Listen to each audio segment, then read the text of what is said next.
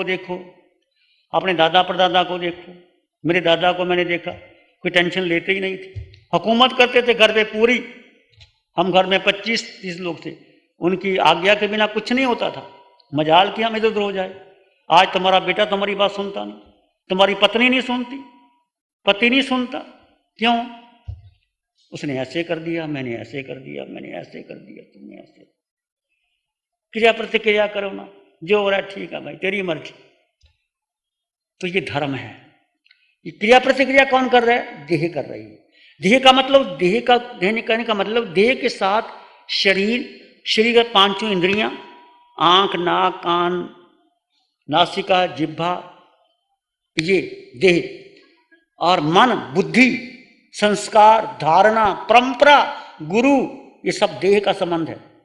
आत्मा का कोई गुरु नहीं, कोई परंपरा नहीं, कोई शिष्य नहीं, कोई पत्नी नहीं, कोई पति नहीं, कोई बुद्धि नहीं। आत्मा की आंख नहीं, नाक नहीं, कान नहीं, जिह्वा नहीं, बुद्धि नहीं।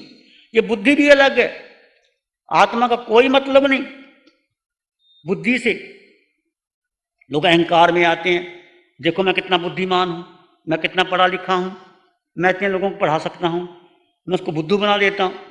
तुम उसको क्या बुद्धू बना दे, तुम खुद बुद्धू बन गए। तो ये सब बुद्धि की बात है। तो आत्मा केवल आत्मा, और आत्मा में सब कुछ है। और आत्मा को जानने के लिए किसी विश्वविद्यालय में जाने की जरूरत नहीं। तुम स्वयं साधना करो, तुम्हें विधि मिल गई है। इस पर अटल विश्वास, अटल श्रद्धा कि मैं आत्मा हूं, 8 गुणों से परिपूर्ण, और साथ में 8 कर्मों से बंधा भी हुआ हूं मैं। सिद्धों में और हम में क्या अंतर है? सिद्धा जैसा जीव है, जीव हुए सो सिद्ध, कर्म मैल का अंतरा, ज्ञानी बूझे सो। सिद्धों में हमारे में क्या अंतर है कि सिद्धों के 8 कर्म क्षय हो गए और हमारे 8 कर्म लगे हुए हैं। हर आत्मा के गुणों में ज्ञान, अनंत ज्ञान में ज्ञानावर्णीय कर्म, अनंत दर्शन में दर्शनावर्णीय कर्म, ज्ञानावर्णीय, दर्शनीय, मोहनीय, जितने भी है सब कर्म साथ साथ लगे हैं। और कर्मों के कारण हम आत्मा के प्रकाश को जान नहीं सकते, देख नहीं सकते। जैसे जैसे आप अपने स्वभाव में रमन करोगे तो स्वतः धीरे धीरे आप ये कर्म क्षीण होते चले जाएंगे। कर्मों का बंधन भी आत्मा ने किया, आत्मा के द्वारा हुआ। जब आत्मा विभाव में गई, स्वभाव को छोड़ करके विभाव, हम क्रोध क्यों करते हैं? हम किसी को ऊंचा नीचा क्यों कहते हैं? हम टेंशन में क्यों आते हैं? जब आत्मा विभाव में जाती है तो गुस्सा आता है। जैसे गुस्सा कम करना, क्रोध कम करना, माया, लोभ, 18 पाप स्थानक जब आत्मा करती है, विभाव अधस्मस्थान करती है। तो विभाव से स्वभाव में आने की ये साधना है। सुबह शाम 1 घंटा, सुबह 1 घंटा शाम आप साधना कर सकते हैं घर में, और आसपास भी लोगों को प्रेरणा दीजिए। ये साधना उत्तम है। जितना प्रेरणा दोगे तुम्हारी साधना बढ़ेगी। तुम्हारे निमित्त किसी को दिया गया ज्ञान, आत्मज्ञान, एक व्यक्ति को आपकी असंख्यात भव कम कर सकता है। ये साधना ऐसी मामूली नहीं है। तो तुम प्रेरणा दो। जिस शहर में आप रहते हो, 4-5 इकट्ठे हो, जो लोग हैं आप इकट्ठे होकर के ग्रुप बना लो। एक जैसे ग्रुप बनाते हो ना आप, किट्टी पार्टी, पता नहीं क्या क्या आप खेलते हैं, मुझे नहीं पता। तो ऐसे ही एक ध्यान का ग्रुप बनाओ। एक बार शुरू तो करो, अपने आप लोग इकट्ठे होंगे। तुमने एक व्यक्ति को भी प्रेरणा दी, तुमने कितना कर्म रचना कर ली। शुद्ध आत्मा की आराधना किया। जो योगी आत्मा की सर्व संपत्ति प्राप्त कर चुके हैं, प्राप्त कर रहे हैं और प्राप्त करेंगे, वे सभी शुद्ध और आनंद के मंदिर के समान ज्ञान स्वरूप आत्मा की आराधना करके रहे। जिन्होंने आत्मा की सर्व संपत्ति को प्राप्त की है, यानी जो अरिहंत बने हैं, तीर्थंकर बने हैं, सिद्ध बने हैं, वो अनंत आत्मा के शुद्ध अनंत मंदिर के ज्ञान स्वरूप, आत्मा का स्वभाव ज्ञान स्वरूप आत्मा है, उसकी आराधना करके ही रहे हैं। जैसे मिट्टी के बिना घड़ा नहीं बनता, सूत के बिना वस्त्र नहीं बनता, धातु के बिना गहने नहीं बनते, लकड़ी के बिना गाड़ी नहीं बनती, बीज के बिना धान्य की उत्पत्ति नहीं होती। उसी तरह अनेक सहायक साधनों के बावजूद शुद्ध आत्मा के स्मरण के बिना मोक्ष की प्राप्ति नहीं होती। शुद्ध आत्मा का स्मरण, स्मरण का मतलब माला नहीं करनी मैं आत्मा मैं आत्मा मैं आत्मा मैं आत्मा आत्मा। स्मरण का मतलब उसका अनुभव करना, रियलाइज करना। और स्वतः जब तुम ध्यान करोगे अपने आप होगा। कबीर आत्मज्ञानी थे, गृहस्थ थे, पत्नी थी, बेटा था।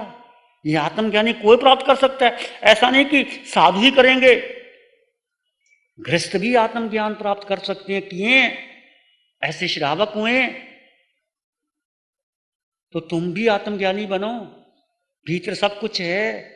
ये खजाना कम नहीं होगा, ये बढ़ता चला जाएगा। जितना तुम ज्ञान दोगे किसी को तो ये खजाना बढ़ेगा आपका। और यदि आपने किया नहीं, शिविर कर लिया, बस बैठे रहे, ये सब जो आपने एक दिया जलाया है वो खत्म हो जाएगा। भगवान महावीर ने 30 वर्ष तक साधना दी। उनको कोई जरूरत नहीं थी, केवल ज्ञान होने के बाद निश्चित मोक्ष जाएंगे वो तो। पर उन्होंने क्यों दिया 30 वर्ष तक? और अंतिम समय जाते जाते 55 घंटे साधना देते रहे।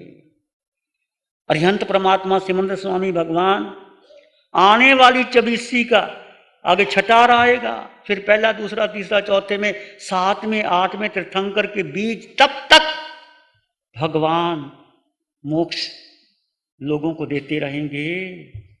और कितनी कृपा बरस रही है, आप अनुभव नहीं कर रहे? कितनी कृपा बरस रही है, कैसे वाणी आ रही है, समझते नहीं आप?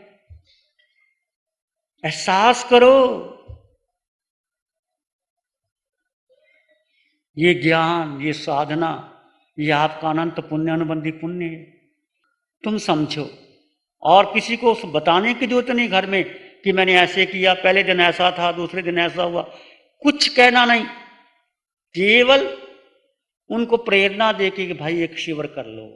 हमारा भाव है कि पूरे भारत में एक ज्योति जले, सब लोग आत्मदृष्टि को प्राप्त करें, आत्मज्ञान को प्राप्त करें। यदि आत्मदृष्टि आ गई तो कोई सब अपने आप खत्म हो जाता है।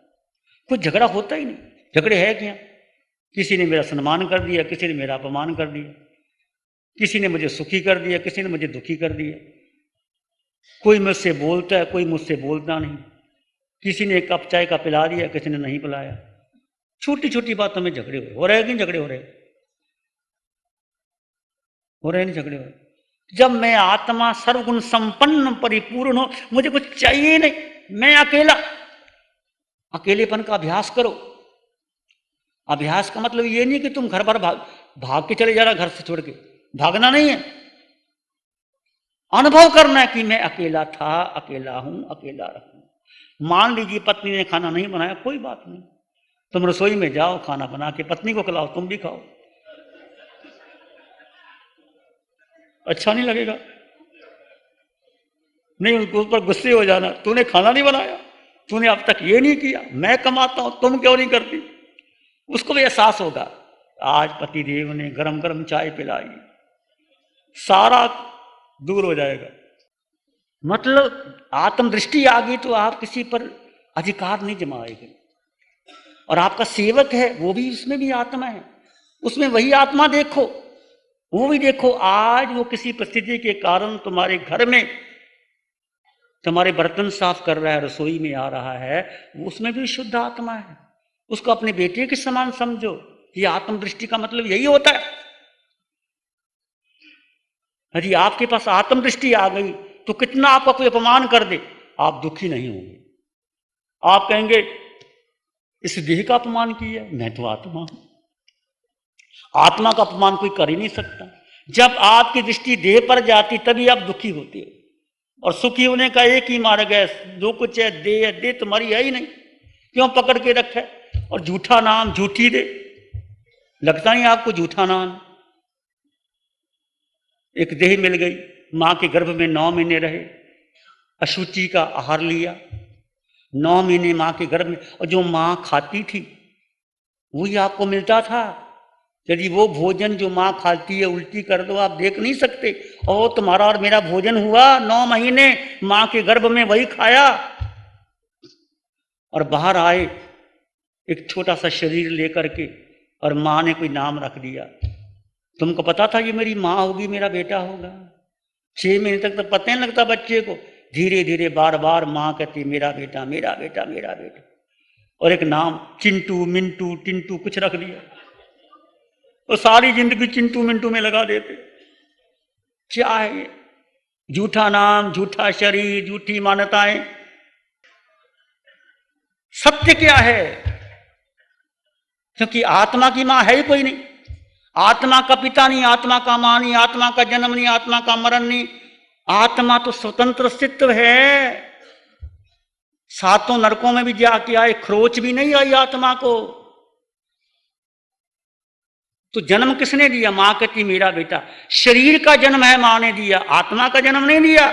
ये भ्रम निकाल दो, तुम भी निकाल दो, मेरा बेटा और मेरा बेटा शरीर से। इसलिए हम कहते हैं जब बेटे को मां गर्भ में बेटा हो तो कहे मैं तेरे शरीर की मां हूं, तेरे पिता अरिहंत परमात्मा है, तेरी मां जिनवानी है। ये बच्चे को संस्कार दो जन्म में। जब बच्चा जन्म ले उसको दूध पिलाते समय कहो अरिहंत तेरे पिता है, उनको चित्र दिखाओ अरिहंत परमात्मा का। क्योंकि आत्मा का जन्म नहीं, और आत्मा को सत्य है आत्मा, हम शरीर को अपना मान लेते। तो माता पिता शरीर के, आत्मा के नहीं। आत्मा के पिता अरिहंत परमात्मा, जिन्होंने हमें धर्म दिया, जो हमें मोक्ष तक ले जाने वाले हैं। महावीर जिन्होंने हमें धर्म दिया, अरिहंत परमात्मा सिमंदर स्वामी भगवान जिन्होंने हमें धर्म दिया। इस सत्य को जानो। जन्मों जन्मों तक हम असत्य में ढूंढ रहे थे, तुमने माला कर लिया ना, ठीक, अच्छा, गलत नहीं है वो, पर सत्य क्या है? मैं हूं कौन? मेरा स्वरूप क्या है? मेरे जीवन का लक्ष्य क्या है? मैंने अब तक किया क्या है? मैं जाऊंगा तो क्या साथ लेके जाऊंगा? और जाना तो जरूर है एक दिन, याद रखो मौत को, क्या लेके जाऊंगा? इस प्रकार विचार करना और सत्य को समझना। और ये एक बार समझ में नहीं आएगा, बार बार ध्यान शिविर करोगे, बार बार चिंतन करोगे, बार बार घर में साधना करोगे, स्वाध्याय करो, ध्यान करो, चिंतन करो। जो आपको ऐसा गुरु मिले जो आत्मा की चर्चा करता हो उसके पास जाओ, जो परंपरा में बांधता हो उनको दूर से करो और कहो। और आत्मा के सिवाय कुछ है ही नहीं जैन धर्म में। महावीर की सारी साधना आत्मा की। 12.5 वर्ष तक महावीर ने आत्म रमन, आत्म चिंतन, आत्मा में केवल ज्ञान। तो और महावीर ने क्या किया? कहीं जिक्र नहीं आता महावीर ने कोई माला पड़ी हो, कोई रंग पद देखा, कोई ली, कुछ नहीं। भीतर शोध करते रहे, शोध करते रहे, शोध करते रहे। प्यारी गुरुवाणी है। मैं खुद माइंड पावर ट्रेनर हूँ और पूरे एक दिन का वर्कशॉप लेता हूँ जीवन कैसे जीना कि। हमारी जैन धर्म की एक फिलॉसफी है कि हम साल में एक बार संवत्सरी पे एक दूसरे से जितनी गलतियाँ की उसकी माफ़ी मांग लेते हैं, क्षमा याचना कर लेते हैं। और गुरुदेव श्री ने अभी जो आलोचना करवाई वो हम सबको सबकॉन्शियस लेवल में ले जाके मेडिटेशन करवा के सबकॉन्शियस लेवल में ले जाके वहाँ से फाइल परमानेंट डिलीट करवाई है।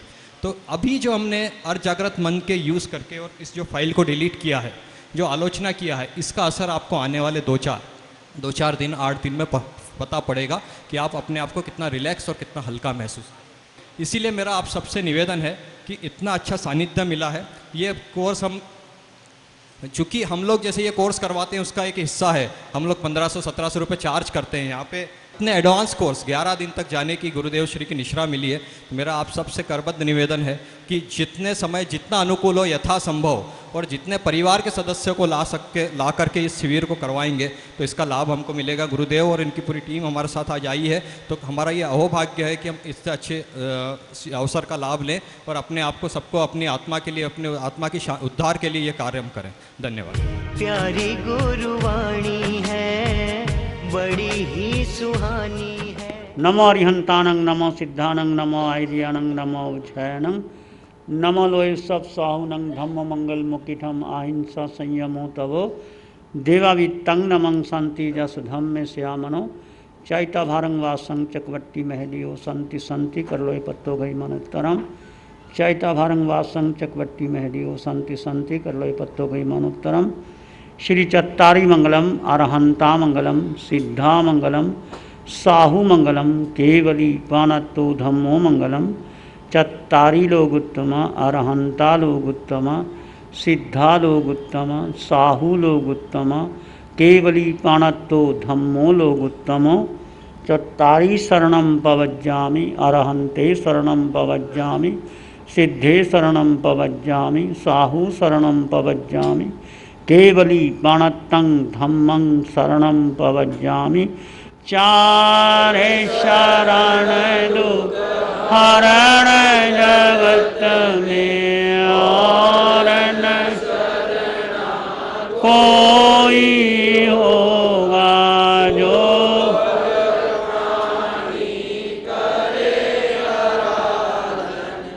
उसका अजर अमर उसका सदा ही मंगल।